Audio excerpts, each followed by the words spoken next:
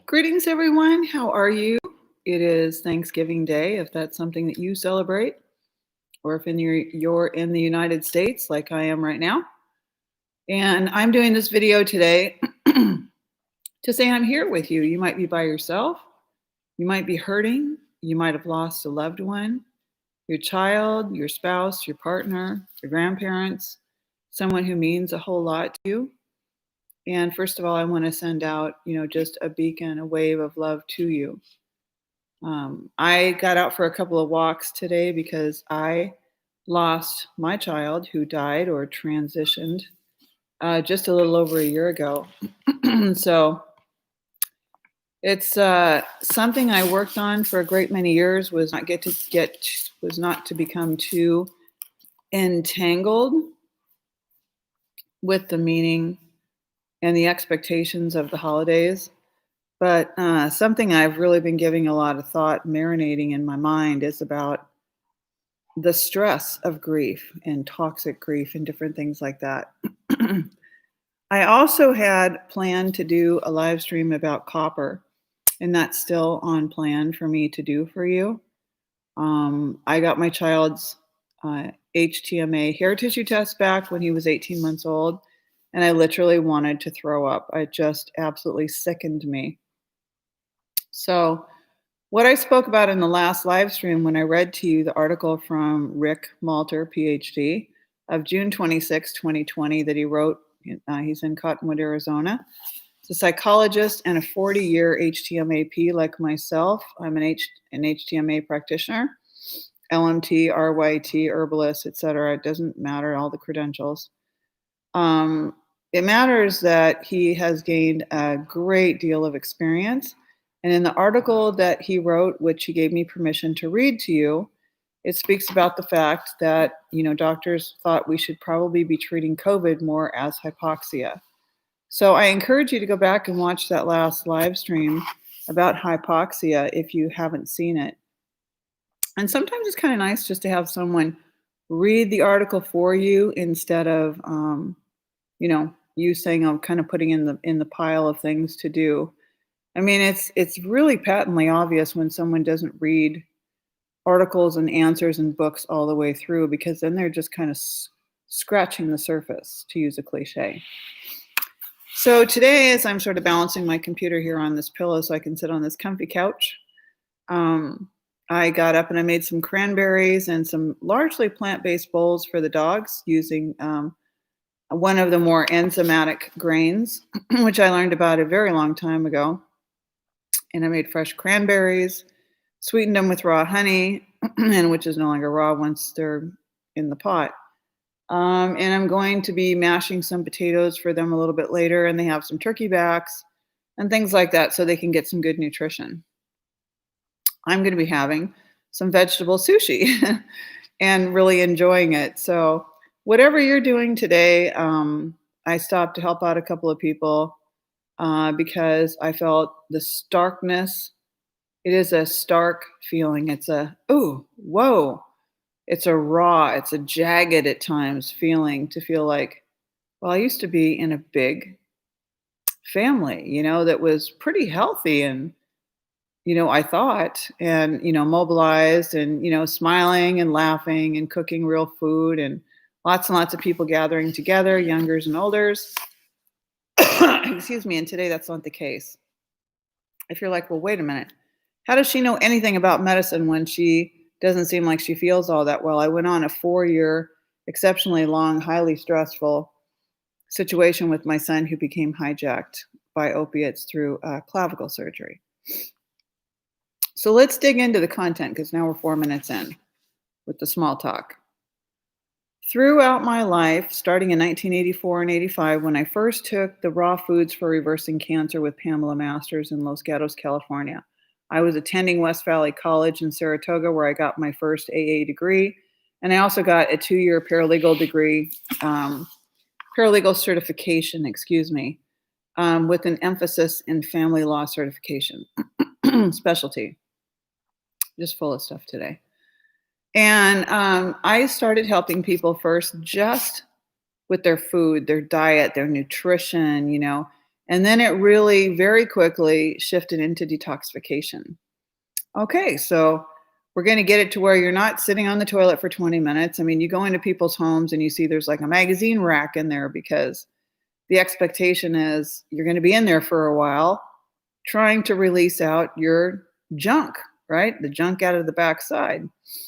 So I've had comments even recently, um, even from, a few people that I'm fairly close to, and one man that stayed with me for 3 months, helping me to remodel the home, who said, "You just go right in and right out and you handle your business." And I'm like, well, that's one way to put it. But yes, you can make your bowel movements be relatively easy and quick, not painful, not full of flatulence or farting, however you want to call it. And you can have, ease with your bowel movements, and they'll be regular like clockwork, like right when you get up and get moving. So mine are always about 7 o'clock in the morning. And mine are always, bless up, good to see you, Tara. And then sometimes, if I do overeat a little bit, there will be one in the evening. So you want to be releasing those regularly. So the topic today is going to be about what are you going to do about it? So after I learned diet and detoxification, I went to herbal school, I went to massage school, I did all these different things. I started incorporating each one of these things. And so here we are, 18 years later in Minnesota doing massage full time in addition to the wellness. Oh, excuse me, my laptop's flying off the thing here. And I've got a pretty good feeling for, people that are lumpy and bumpy and full of cyst. The skin isn't, is not soft and smooth. The feet are, needing to be filed. And all of these are forms of communication from the body. Okay. The sparse hair, the hair that feels like hay, it's not just that that's your texture of hair, it's that there's something wrong. Looking at the tongue, like I did for a young man today who's unhoused out on the streets. I handed him a $5 bill and I said, "I just want to, can I give you a hug?" And he was like, "Yeah." I gave him a hug and I said, my son died and he was out here part of the time, just a little over a year ago, and showed him a picture. And he said, "Well, I'm not going to lie, I have a heroin habit." And I said, "Well, I kind of could tell." I said, "But I have some, bless up, Whitney, good to see you." I said, "But I have some insights about addiction because my own child was addicted. So let me tell you what you can do about it." So we're gonna launch into this now. So I would interview people, especially even more so over the last 20 years. Okay. So basically from the time, I was about to leave Santa Cruz, California, which was the year 2002. So around the year 2000, with being in herbal school and learning more profound concepts and still working with clients, they would come to my house and do wellness sessions with me. They would come to my home in Santa Cruz before I moved to Minnesota in '02 with my son who was 6, almost 7. And they would get massage sessions and things, but on a smaller level than after I got to Minnesota. And I would say, "So what are you doing? What are you doing for yourself since you have diabetes type 2, or you have an autoimmune, you have lupus, which is autoimmune. You've got any number of problems, right? You're overweight, or you just can't sleep, or you can't really grow hair, or you've got infertility, which I came through. You're having miscarriages, which I came through. You have endometriosis. All of those are the gynecological category. What are you doing about it?" And they'd say, "Well, my doctor is," and you can fill in the blank, "keeping me on a watch, trying me on a new medication. It's going to schedule me for an ablation of some sort. It could be heart, it could be, uterine ablation, it could be any of those, right? It could be a myopathy." But I would ask people on a regular basis, "Okay, so this is what's going on. You don't feel well, or you're not accomplishing a goal that you really want to accomplish in your life. What are you going to do about it?" And I've done this even in the last few years. "Okay, you've got ovarian cancer. What are you doing about it?" Well, I've been reading about, any number of things, right? The blankety blank gene to tumor markers to um, coffee enemas to, what I've really deduced Is it just like me with my car? I take it to the mechanic and I go, "It's kinda making this sound and it's kinda doing this," and they're like, "Oh, not a problem. We totally get what that is." And I'm like, "Whew," I don't know how to fix my car, and I don't know how to fix my house, and I'm not very good at painting, and I really suck at drawing, and I really have trouble with certain things, but I've become very, very good with plants and food and intuition and perception, helping inspire healing, helping you so you can do your own healing. Okay. So when people would say, well, my doctor's watching it, or they're trying me on a new drug, or I have a new prescription, or I'm getting a vaccine for that, or I'm doing this, or I'm doing that, I would think to myself, okay, so they really don't get it that they have to take a very, very active part. And that much like you're seeing me, on a daily basis, I get up, I pee, I drink my water, I take my first capful of 9 supplements, which, are super beneficial. I have another capful to take 9 more at night before I go lay down. Am I all supplements? Absolutely not. Is that gonna be a forever thing? No, it isn't. It's only gonna be for a couple of months that I'm gonna get this one in larger doses, and then I have about 5 other capfuls sitting out. So I lay it out the night before, so I know that I'm gonna take them in this order, because with some of my supplements, I'm not gonna take them at the same time as others. Now, if I were back at my vitality, if you look at my YouTubes, 2016, 2017. I had long dreadlocks to the end of my back. My eyes were crystal clear. I was in a happy, joyful mood, and I didn't have an ounce of fat on my body. People asked me all the time if I was a yoga instructor, and I said, well, I am, but I'm a shaman and a medicine woman, and I don't teach yoga classes. I build it into my medicine. I just know yoga is medicine. I mean, to be able to yoke the body and the breath, to be able to yoke the spirit connected with, the cosmos has infinitesimal benefits. So what this video really is all about, that I really want you to get it, to grok it with your all, is that when I ask people, what are you doing about it? Are you working a plan? There wasn't any concentrated effort with regard to, yes, this is what I do. Now, I can tell you that in the last 30 days, I've had asparagus, artichokes, millet, um, some oats. I've had strawberries, blueberries, persimmons, dragon fruit, red potatoes, lots of onions for the sulfur, garlic. I could keep going. Capers, spinach and arugula salads.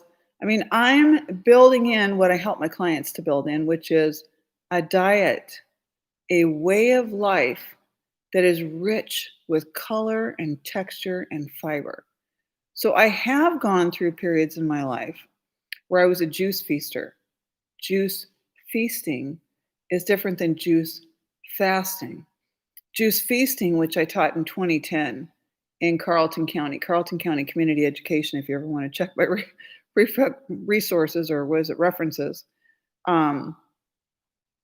is where you make a minimum of a gallon of juice a day, and you can go up to 90 days if you're healthy enough to do so.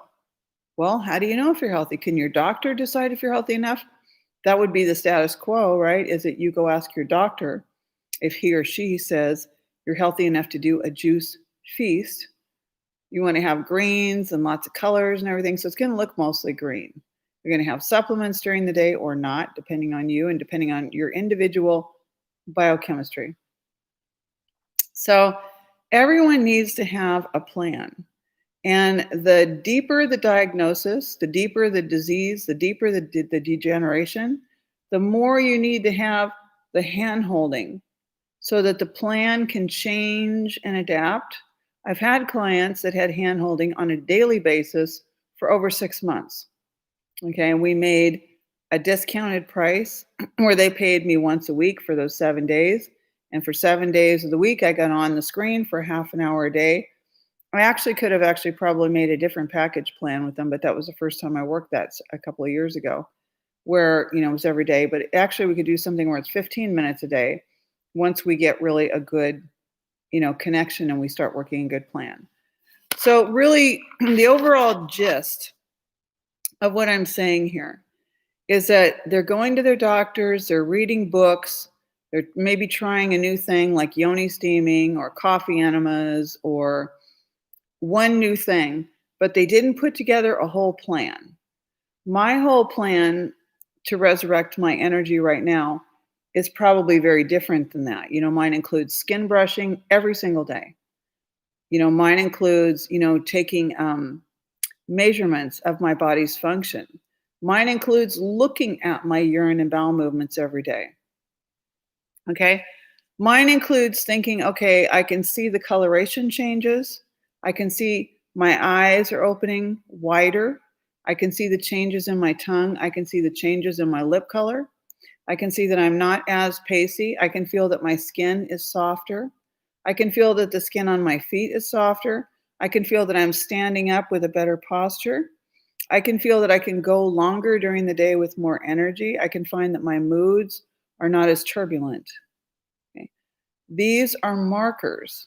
I'm also not pissing myself like I was every single day for over a year. Talk about humiliating, embarrassing, and more than that, uncomfortable. Okay. Uncomfortable. First time in my life.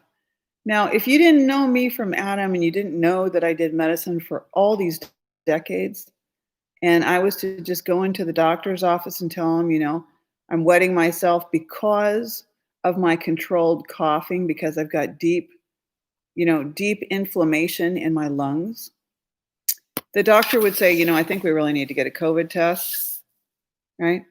Or, wow, something's going on with your bladder. Maybe we need to go in there and kind of do some exploratory surgery. Or, I don't know. I'm just guessing. But I had every symptom in the book for congestive heart disease. I could never have guessed in those 4 years that proceedingly became deeper and deeper stress, so that by 2017, certainly by 2018, which was really, really, really over the top, 2018, and 2019 through July, because he went into treatment July 31st, same day I moved into my new place here this year. So a lot of coordinating dates, a lot of numerological type synchronicities. So if you look at that, 731 is an 11. There's a lot of 11s connected with this. And that might be like, whoa, she's getting way too over the top. She's too crazy for me. So be it. It won't be the first time I've been called crazy. But what's going on is that people don't understand that they've got to make a protocol, that they are healing themselves through having strengthened their gut dysbiosis. The gut needs to be strengthened by healing leaky gut, which a lot of people have, by healing H. pylori bacterium, which about 85% of people have by anyone's standards. If you've been eating chicken in the last 5 to 10 years, you definitely have H. pylori. Okay, if you've been eating eggs and chicken and products made out of that, I have not been eating those things at all. And I gave up meat 36 years ago. I have eaten some fish. So mercury is a concern there. Sodium's a concern there with fish. Okay. So I asked people for their answers, what are you doing about it? And I'm looking at tumor markers. Okay. Are you getting rid of heavy duty cleaners that are, causing systemic problems for you? Well, no. Are you changing your diet? Not really. I don't really eat all that good, Well, then that's a heavy burden for your doctor to take on. Okay. Now, those are the answers that I got, and that kind of rolls over into the virus today. Is that there's not a lot of talk about what do we do about all of us strengthening all of us. Instead, we talk about hydroxychloroquine, and we talk about let's get something to just put out this fire. Let's just get a wonder drug. Let's just get the one miracle wonder drug that we can find so we can just take it and this can all be done because it's just too much. It doesn't work like that. I started really focusing on me and healing me September 1st. October 29th, Christina went back home. I got moved in. I got my house relatively sold. It officially closed October 1st. So it was gritting and, jaw clenching and, oh my God, I've got 5 months left before it's going to go into foreclosure. And there's just so much going on that it was more than anyone could have possibly carried. But sometimes we have to do what we don't want to do, and it ends up making us incredibly strong. So come September 1st, I had supplements ordered, I had the juicer out, I had what I needed in the refrigerator, I had written down an initial plan, I knew how weak I was, I had a big pillow sitting over here so I could prop myself up to sleep, and it got a little better and tiny, tiny bit better every single day. And this is what you do to heal. So it doesn't matter what they tell you that you have by way of a diagnosis code. You are going to do it so that you can feel better, with the goal being that you hope to be able to reverse all the symptoms. And why are we not talking about this with regard to COVID? How come, as I've been saying for 30 plus years, how come with the amount of money that all of our hospitals are making, they get donations, they are bequeathed money, which means when people die who don't have family, that they leave large inheritances tax-free to these hospitals. Religious organizations donate to them.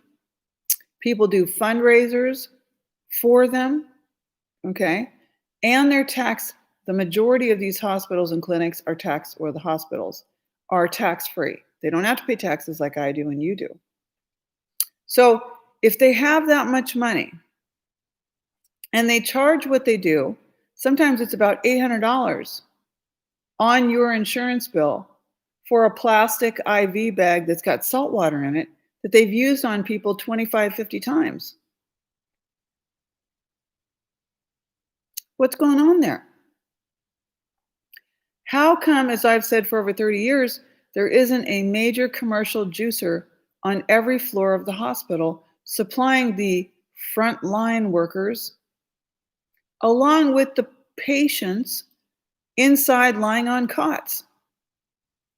Why would you just come around with a little Dixie cup of water and a bunch of pills, poke and prod them and keep them awake at night so you can check their vital signs, but you never do anything to help their health? You don't get them started on a health regimen. The traditional registered dietitians only know, they only know the standard American diet, which is junk. So even when I've gone to some corporations in Minnesota and I got invited as a wellness professional, massage and wellness, and I went to set up a table at their diabetes fair. I'll give you an example. The Cloquet Memorial Hospital runs an annual diabetes fair put on by Mary Kay Marciniak at SAPPI, S-A-P-P-I. It's a paper mill in Cloquet, Minnesota. And there's also one at the Cloquet Memorial Hospital that invites the whole community, now that they got over $1 million in tax-free donations, to build the whole bottom part of the hospital into beautiful classrooms for people to come in and learn. And yet the CEO, Rick Brewer, the CEO, who I've had several conversations with, said, we are going to make sure that you do not teach at the hospital. You cannot come in and teach. We have other registered dietitians. You cannot compete with them. I said, I'm not competing with them. I'm something completely different than they are. But this is kind of what goes on, is there's a pushback, okay? No, you're not coming in here. No, right? I said, he said, we're going to build into our licensing agreement, so that you can't come in here and teach and others like you can't. And I said, well, thank you for basically informing me that you're not about health and healing and wellness. You see, there's two definitions. Your health, and don't get them confused. Your health is the state of being. Either you're in a state of health, or you're in a state of energy depletion, or you're somewhere in between. Your wellness is your way of life, your lifestyle, the habits that you keep. That's your wellness. So when people are a wellness coach, they're helping people with a lifestyle change, habits that they're going to change. But health care, on the other hand, is what is touted by hospitals, doctors, and clinics in the allopathic umbrella system that is AMA trained, American Medical Association. And they have a journal called the JAMA, the Journal of the American Medical Association,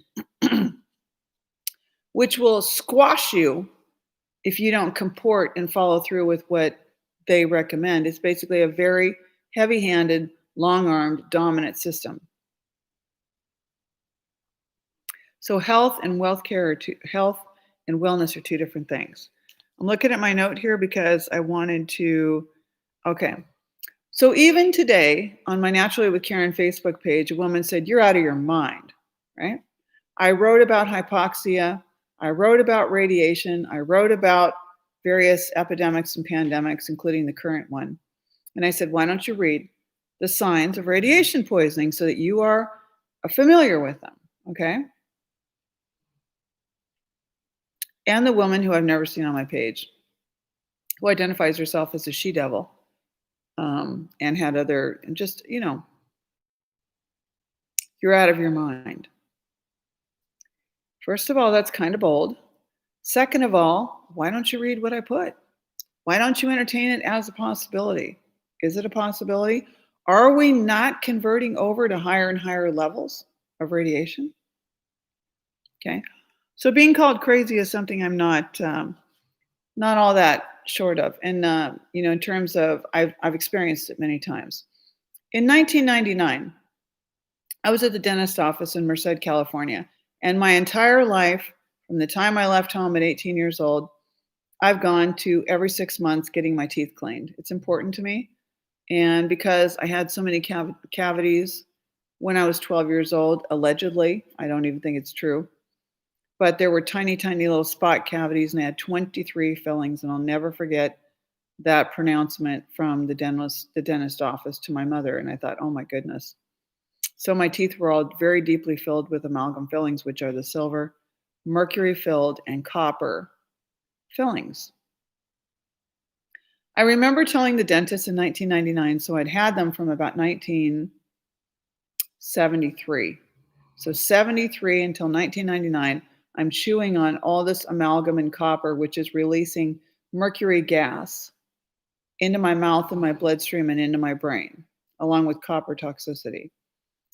So I told the dentist's office,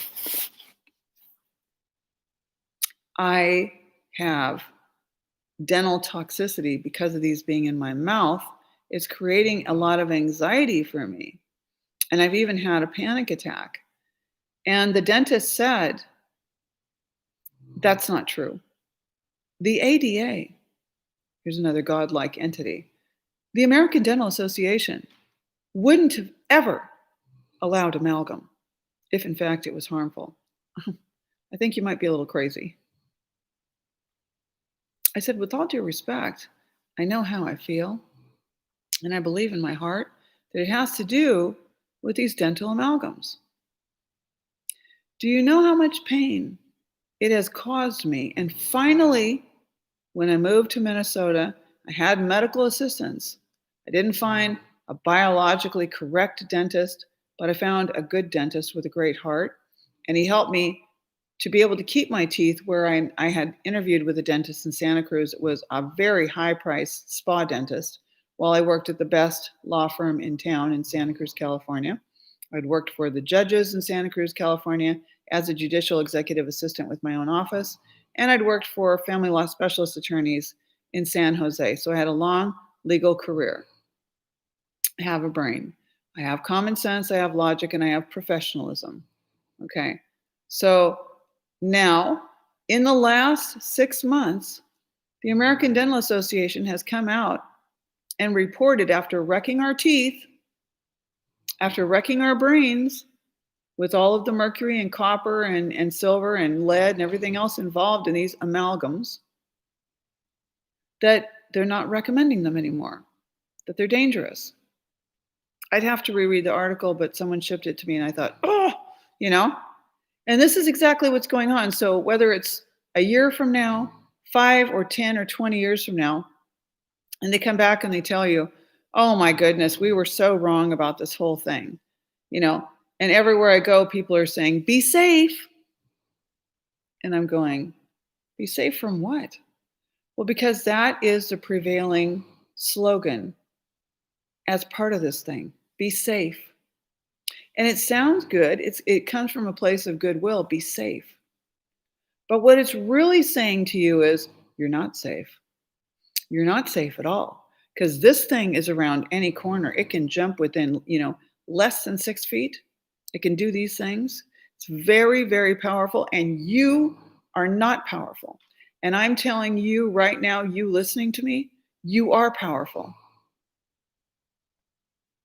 My voice was so terrible, I could not talk. When someone tried to call me on Facebook within a week of my son's passing, the inflammation just enveloped my entire being, everything about me.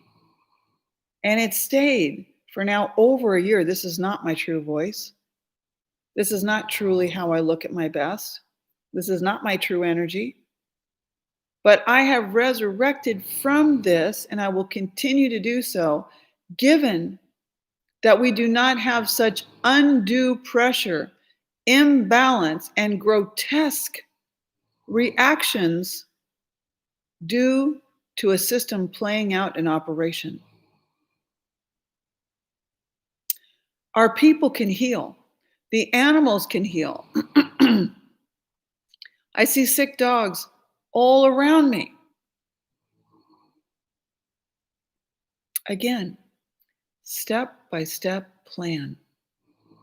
Take in the information, make the assessment, not the diagnosis, not medical advice. Make an assessment. This is what you say you're experiencing. Okay. These are the medications you're currently taking because that's the system you were immersed in at first. Okay, let's see what you're doing there so I can factor that in. Let's get a hair tissue test because you will be beyond shocked and surprised what I will show you about yourself. That you can now prevent future issues from happening to you. You can redirect through diet, some supplementation, habits, and detoxification. You can start to heal yourself. This is why JAMA so vehemently put out negative press and used a media smear campaign in 1995 was to get it off the playing field. Okay? All right. So that's what I wanted to say. Trying to see if I have my glasses so I could read your questions here. I did have them. 17 according. Oh, the fillings. My gosh, Tara.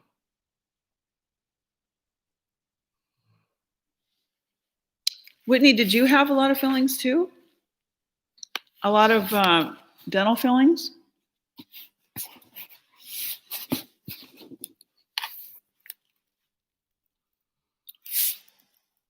It shows me that there's only one person watching, but I see more than that on the side. So, kind of interesting. Someone said, oh, I love your Mad Hatter hat. Val, that's who it was. Yes, and crowns. Got a gold crown. And all of these molars were filled. It's to the point that I'm embarrassed of my teeth and I love to smile. Oh, good to see you, Terry. You're still here too. And you said, so 17 and Whitney had fillings and crowns. So those of us being called you're out of your mind, which is what I got today on Naturally with Karen. There's so many people that stalk your page and they read it and they're hungry to read it and they're like, oh, so thankful she's got balls. She's going to come out and fight for us.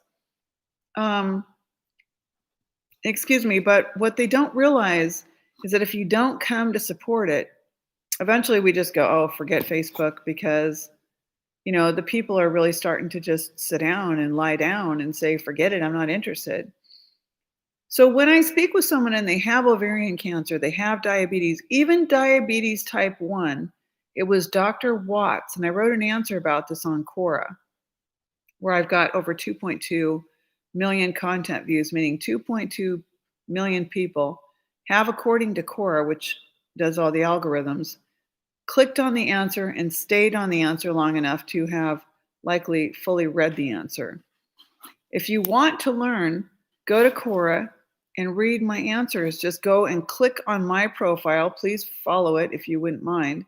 And then start reading on some of the answers. They're very short, but you'll be able to learn. That's like a lot of what I do. Is there might be, there are some doctors that I love to follow that have wonderful insights. We're all individual. And so what I will do is use Quora, Quora.com. I'll go to that site and use it as a tool. So if you're sitting in your car, you're kind of waiting on somebody, you got a little bit of extra time, not to kill, but a little extra time where you can kind of just do some things you want to do. Jump over on Quora, and you can even enter, your question or your search in the database and find, many different types of people that will answer your questions. Some of them will be like, oh, geez, what the heck? What are you thinking? Some will be doctors. Some will be very conservative, science studies, hard science only, you're out of your mind kind of a thing. And so it took me years and years and years to build up to a point where I was like, no, you don't. You just back off right there. And I think because of my legal career and having experienced that kind of power in the system, in the legal arena, if you will, having your own office inside a judge's chambers is very, very, very powerful. Attorneys and sheriffs and you name it, right? State troopers and whatever, they all come in from time to time and they have something they need to get to the judge or whatever, and it has to go through me to get there. If the judge is on the bench, it could be the criminal judge, which at that time when I was working there was in the year 2000 was Judge Stevens. And people would shake in their boots to deal with Judge Stevens. Judge Stevens had his office in and outside, it was a mobile home right outside of the court. And so he'd go, can you come here? I'm not very good with computers. Could you help me with this thing? And I was like, absolutely, Judge. He goes, please don't call me Judge. I'm like, okay. Or I'd say Your Honor or whatever. And he'd say, just call me, and I'd be like, so attorneys would come by and they'd be like, don't you just shake in your boots when you deal with Judge Stevens? And I'm like, no, not really.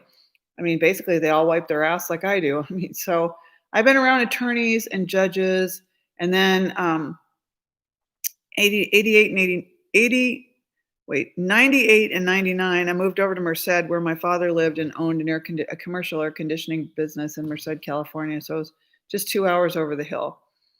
And in Merced, California, which is in the valley, lots of gangs over there. And I got a job at the district attorney's office. At the time, it was DA, District Attorney Family Support Division. At that time, the district attorney was Alan DiFilippo, and the research attorney was Julie Colura. And I worked directly with Julie Colura, so it meant the three of us worked, and the other couple of female DAs, assistant DAs. We all worked together, and so I got complete access to a couple of different really super high level programs. I had to have an FBI background check and report every address I'd ever lived. And I had to be thoroughly evaluated. And then I went through a 2-week paid training program at the Merced District Attorney's Office and worked with the nicest group of people I have ever worked with. My goodness. The pay was low because when you work for a government job, they got to bring you in on different steps. And I wasn't going to stay there any longer. I was going to go back to Santa Cruz, which is what Zawa and I did. But I learned a lot there too, that, working with extremely powerful people, that when you're producing and you're providing in that setting and you're respected, you know, you've got this power with the police, the sheriffs, the judges, the DA, I mean, you feel almost invincible. So when I moved to Minnesota to a really small town and my son was racially profiled and abused by Cloquet police officers in 2008 in my front yard, the children were all outside playing in front of our home that we owned that was clean, no weird lawn ornaments, no weird anything. Didn't have dreadlocks at the time, so you couldn't call me a weirdo on that one. Was still working in law, working with Huck Andreessen, who's an attorney um, in Duluth, Minnesota, who was the top attorney, working for Minnesota Power and the top real estate attorney. And I was doing independent contract paralegal work for him as I was getting my business started. So 2002, 2003. By 2008, my son was police abused with a bunch of children playing in the front yard, and he was the only brown-skinned child, and he was flattened on the ground. They put handcuffs. They picked him up wrong. And about 5 minutes later, I'm looking out the window to always make sure he's okay in our front yard with a group of about 8 children that all remember this, including Cote Villard. And I walked outside horrified, and I'm like, what are you doing? And it just snowballed. One horrible thing led to another, and I really regret the day that we ever moved there. We were on our way to the Twin Cities, Minneapolis and St. Paul, and I stayed thinking I could build a bridge with family that had been there for, quite a while, and I'd gone my own way too far for us to be able to comport, and that's really sad, but it's also really common today. So, Starbucks. Okay. Well, I want you guys to know one thing, and that is everyone around us is sick, ill, and infected. I'm sick right now. Okay. You're sick. We're all sick. And we're going to get sicker and sicker with the radiation. We're going to get sicker and sicker if there's more vaccines. We're going to get sicker and sicker with more toxic elements inside of people. So we need to stand up and say, maybe serum blood testing is not just the only way. What are you doing about it? Ask people. Remember this video. What are you doing about it? Okay, so you have lung cancer, you have high blood pressure, you're overweight, you're morbidly obese, you're smoking cigarettes and drinking alcohol every night and you want to quit. What are you doing about it? I know that I did not want to go into what I'm going to call toxic grief, meaning that I can't even tell you the extent to which I am devastated losing my child. And more so, my child at 24 losing his life. He had plans all laid out. He never intended to be a drug addict. He never intended to be someone on heroin. He never intended for us to go through that. But for a predatory system. And this is what gets me so upset at times, is that unless you have the experience more towards the end of your life than the beginning of it, more towards longer life experiences and maturity that come with age, that come with experiences, you're not going to know about it. So they can just keep putting the hustle on, and people can say, stay safe, or throw their mask on and cover up their mouth, when they don't ever talk about, if we've got all this money and people are now expected to buy all these different masks, they're selling masks like crazy, and sanitizer, which I will never put on. I will wash my hands regularly. I do not use sanitizer. I will use essential oils, which I bought from Whitney. I cannot wait. These are amazing. I look forward to them. I use essential oils every day of my life for well over 20 years. I learned about them the year my son was born. So I first became a faithful essential oil user in 1995. That's fire snoring with lavender. So I want to say, what are we doing about it? Instead of mopping our floors with Lysol and hideous cleaners that are sickening us, start using essential oil. I did that. I went over and I said to the lady that does the cleaning where I am now, why are you not using essential oils? Well, I mean, I don't know, maybe it's about the cost or something. And I said, What is a couple gallons of hot, soapy water with citrus essential oil in it, tea tree oil, or something else that is 99.99% effective? I've got things that are that effective that I keep around because I was doing massage for a long time that are 100% natural. Use the essential oils instead of the Lysol, instead of the, what's the name of that? Pine Sol, and all that junk that we're breathing in, further sickening poor habits, toxic elements, trace element derangement because of the heavy metals influencing them, because of the stress, because of the trauma. Okay. People, when you ask them, what are you doing about it? Well, I take blood pressure medication. I go, it's got the word medicine in it, but there's no medicine in it. Thyroid, I take my thyroid medication. I have anxiety medication. Is there anything such as anxiety medication?